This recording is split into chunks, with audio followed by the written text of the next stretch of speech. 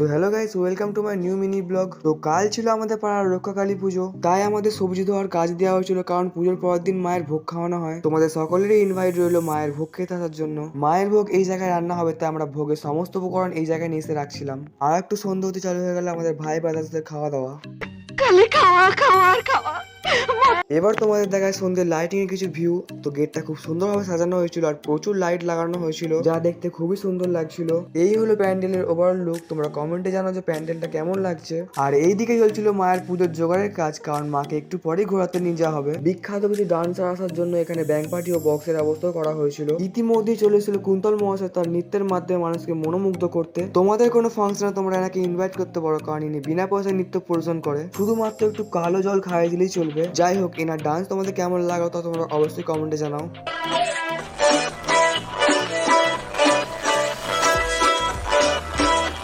আর এখানে বম ফাটানো হচ্ছিল, তার মাধ্যমে জানতে পারলাম যে কুন্তল মহাশয় ডান্সারের পাশাপাশি খাতরোয়া খিলাড়িও বটে। তার প্রমাণ তোমরা দেখতেই পাচ্ছ তিনি কত ঝুঁকি নিয়ে এই কাজটা করছে। তিনি যেহেতু নেশাগ্রস্ত, তাই তাকে সেখান থেকে সরিয়ে নেওয়া হলো। যেহেতু কিছুক্ষণের মধ্যে মাকে বের করা হবে, তাই প্রচুর বম ফাটানো হচ্ছিল।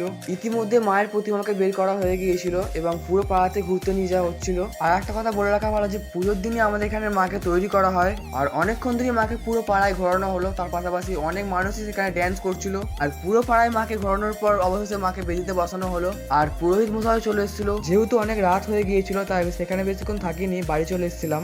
আর এই ভিডিওর নেক্সট পার্ট দেখার জন্য চ্যানেল সাবস্ক্রাইব করে নাও। তো দেখা হচ্ছে পরের ভিডিও, ততক্ষণের জন্য টাটা।